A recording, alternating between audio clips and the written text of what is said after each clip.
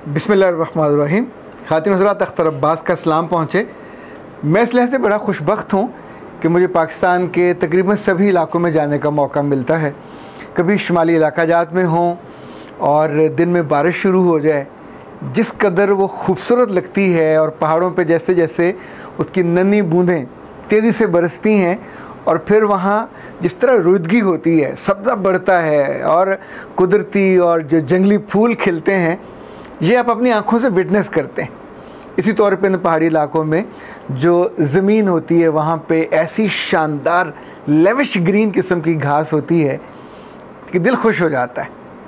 पर कभी गौर कीजिएगा, ऐसे ही दिन आपको बलूचिस्तान की पहाड़ियों पे गुजारने को मिले हों, लाइक आप कोयटा से निकले ज़ियारत जा रहे हों, तो बिल्कुल शुरू में जो पहाड़ हैं, पूरी रेंज है उनकी, इतने काले, इतने भद्दे, इतने सूखे, उन पे जितनी मर्जी बारिश हो जाए एक कॉम्पल नहीं फूटती। इवन उनके दामन में जो वादियाँ हैं वो भी सब्ज़ नहीं होती, बंजर वीरान। वहाँ की जो भेड़ें हैं, वहाँ की जो बकरियाँ हैं, वो चरवाहे, उनको बेचारों को मीलों सफ़र करना पड़ता है कहीं कोई खुश्क झाड़ियाँ ही मिल जाए। जैसे ये ज़मीन का फ़र्क है, जैसे ये पहाड़ों का फ़र्क है, मैंने ज़िंदगी में ये देखा है कि इंसानों का फ़र्क भी ऐसा है। कुछ के बारे में तो बिल्कुल ये होता है कि जो ही उन पे किसी अच्छी बात की बारिश होती है, चाहे वो हल्की सी फुहार पड़े, उनके दिल की ज़मीन में नेकी का, खैर का, उम्दगी का, दानाई का एक पौधा नहीं फूटता, बेशुमार पौधे फूटते हैं और वो सरसब्ज़ हो जाते हैं। पर कुछ पे जितनी मर्ज़ी अक्ल दानिश की बातें गिरें, कोई उनको समझाए, कोई उनको बताए, कोई उनको दिखाए, सब कुछ सुनने के बावजूद, सब कुछ देखने के बावजूद, सब कुछ पढ़ने के बावजूद उनको यकीन नहीं आता और वो जैसे होते हैं वैसे के वैसे ही रहते हैं। शायद इसलिए अल्लाह ने अपनी अज़ीम किताब में ये मिसाल बाकायदा कोट की है कि कुछ लोगों की मिसालें उन सरसब्ज़ पहाड़ों जैसे होती हैं और कुछ की ऐसे पहाड़ों जैसी कि जिन पे कभी ना तो बारिश ठहरती है और ना वहाँ पे रुदगी होती। आज हम इस पे बात करेंगे कैसे लोग कैसे होते हैं। पर उससे पहले फरानाज ने लिखा है, सर ये जो मुसर्रत वाली क्लिप थी ये 100% दुरुस्त थी, चूँकि बिल्कुल ऐसा वैसा ही केस मेरी अपनी सगी बहन के यहाँ हुआ और वो ऐसे ही एक मुसर्रत के हाथों बर्बाद हो गए। वकास अहमद ने लिखा, सर आप इतने सलीके से बात करते करते हमें अपने बैक टू बेसिक्स ले जाते हैं, इस्लामिक रेफरेंस देते हैं तो बात में जान पड़ जाती है। वकास साहब, जो आपकी बेस होती है उससे जुड़े रहें तो आपकी अहमियत होती है, तो ही आपकी हैसियत होती है। ना अपने बाप दादा का नाम कभी छूटता है और ना अपने रब का नाम कभी छूटता है। जो जिससे बेनियाज होता जाएगा वो बेअसल और बेजड़ होता जाएगा। सहर हुसैन ने लिखा कि सर मैं आपकी वीडियोस 1 साल से देख रही हूँ। शायद आपको इस बात का इल्म ना हो कि आपकी इन वीडियोस ने हमारी ज़िंदगी में कितनी इस्लाह की है। आपकी वीडियोस की वजह से मेरी ज़िंदगी में बहुत पॉजिटिव चेंजेस आए हैं। मैं पहले से बहुत बेहतर और मुतवाज़न हो गई हूँ। मेरी ज़िंदगी में इस खैर की वजह से मैं आपकी तहे दिल से मशकूर हूँ और हमेशा मैं आपको दुआएं देती रहूँगी। ख़ातिन हज़रात, आज जो सवाल हमने चुना है इस क्लिप के लिए वो खालिदा हुसैन ने भेजा है। वो कहती हैं कि जो औरत अपने शौहर को धोखा देने से बाज ना आए उसका क्या किया जाए।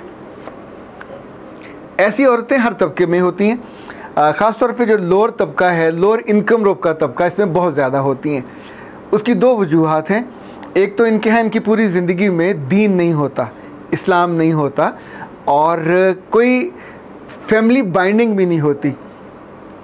इनकी असल कुव्वत औरत है, इनकी असल कुव्वत औरत का कमाना है।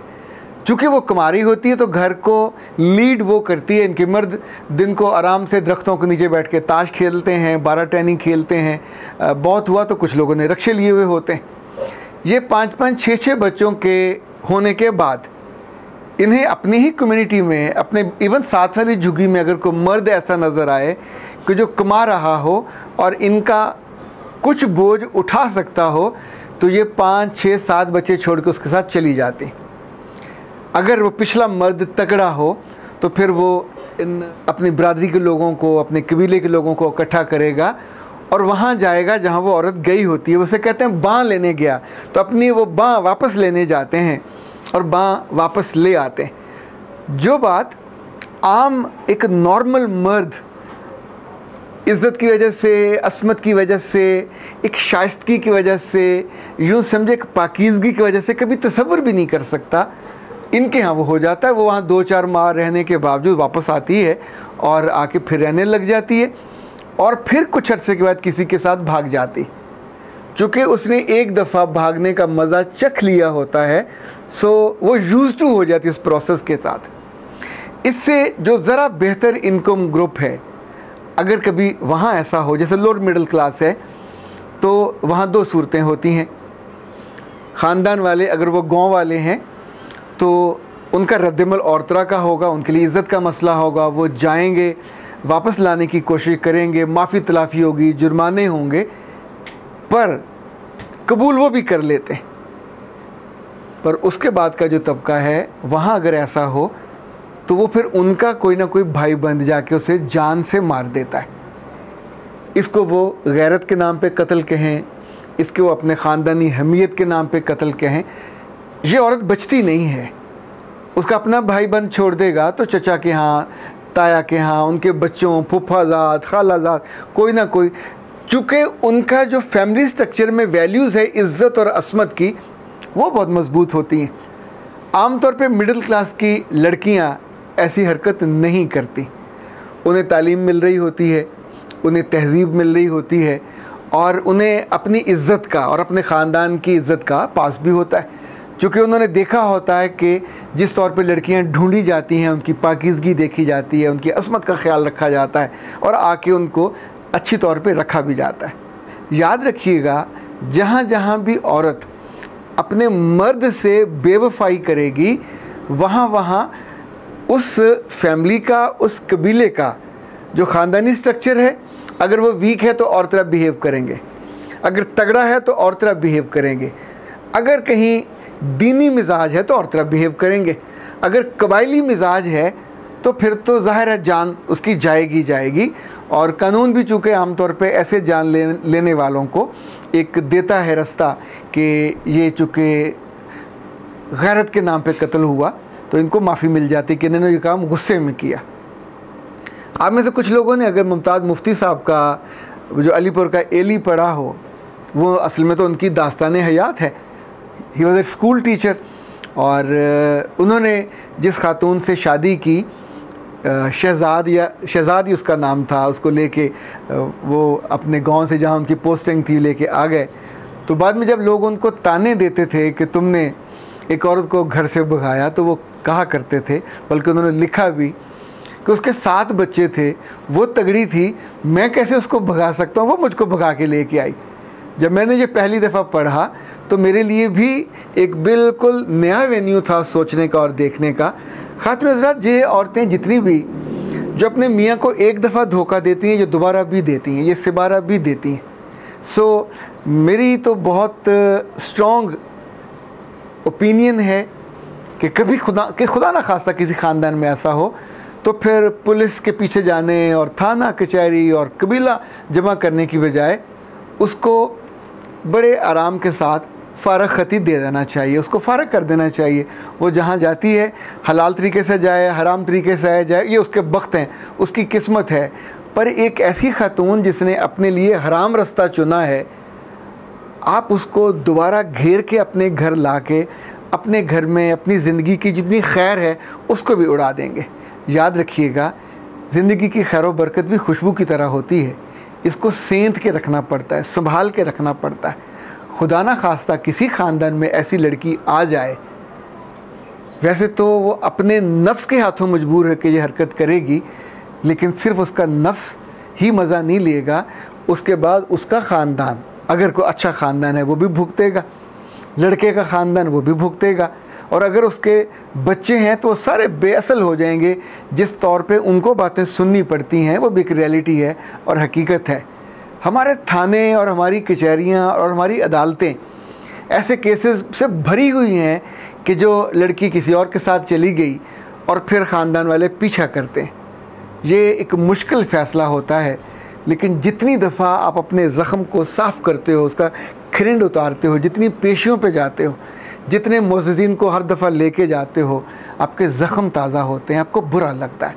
ऐसी बेवफ़ा अपनी बेटी हो, किसी और की बेटी हो, उसको फिर अपनी निगाह से भी गिरा देना चाहिए और अपने ख़ानदान से और उस ख़ानदान की बाउंड्री से भी निकाल देना चाहिए।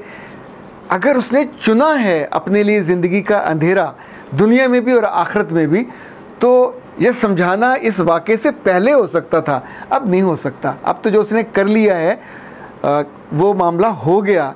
अब आप जितना उसको बढ़ावा दोगे, जितना उसका बार बार तज़किरा करेंगे। अगर आपको याद हो, लाहौर हाई कोर्ट में एक बहुत बड़े आलिम थे, रुकड़ी फैमिली, उनकी बेटी अपने स्कूल टीचर के साथ, या शायद वो जो उनको पढ़ाता था ट्यूशन, उसके साथ उसने शादी कर ली थी।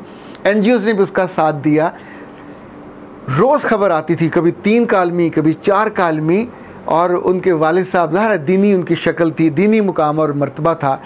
पर ये जो हरकत के बाद आप बार बार वहाँ जाते हैं और हर दफ़ा अपनी आप को बेइज्जत करवाते हैं, मीडिया के सामने भी, कोर्ट के सामने भी, तो अगर एक अक्लमंदी का, एक दानिशमंदी का फ़ैसला कर लिया जाए, उसको अपने दिल से, अपने ख़ानदान से, अपनी निगाहों से फ़ारिग कर देना चाहिए। बेवफ़ाई करने वाली लड़कियाँ, वो ख़ानदान से करें, वो माँ बाप से करें, या वो अपने मियाँ से करें, ये इनके जीन्स में फिर शामिल हो जाता है। आम तौर पे ये बेवफ़ाई करने से रुकती नहीं है, और आप ले भी आएँ तो फिर दोबारा किसी सदमे से आपको दो चार करती हैं। अल्लाह न करे किसी ख़ानदान में ऐसी बच्चियाँ हों और किसी के मन में ऐसा करने का सवाल भी पैदा हो रहा हो, ख़्याल भी आ रहा हो, उन्हें डरना चाहिए, उन्हें लरज़ना चाहिए कि ये कितनी बड़ी ख्वारी और कितनी बड़ी रसवाई है जिसको वो गले लगा लेती हैं। अख्तर अब्बास को इजाज़त दीजिए। अस्सलाम वालेकुम।